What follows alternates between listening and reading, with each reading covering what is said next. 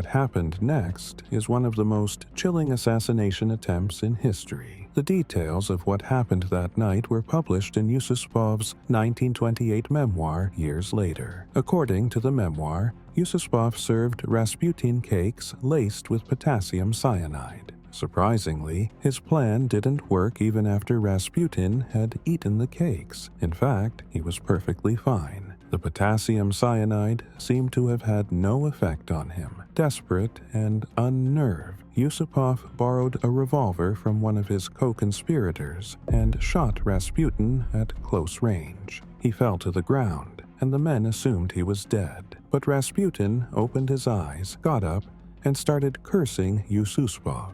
For the nobles and Felix, it was something straight out of a horror movie, and that's when he decided to make a run for it. He revealed that someone who has survived a bullet to the heart may have been raised from the dead by the powers of evil. Yusupov described his refusal to die as monstrous. He wrote, "This devil who was dying of poison, who had a bullet in his heart, must have been raised from the dead by the powers of evil." There was something appalling and monstrous in his diabolical refusal to die. But Felix couldn't just let Rasputin walk away, and so that's when he and the others shot him 4 more times. Unfortunately, this time the men had succeeded. Rasputin stopped moving. They tied his body up, dragged it to the frozen Neva River, and threw it into the icy depths. But the horror didn't end there. The authorities eventually found Rasputin, and the autopsy made a chilling discovery. There was water in his lungs, meaning that when Felix and his men threw his body into the water, he was still alive.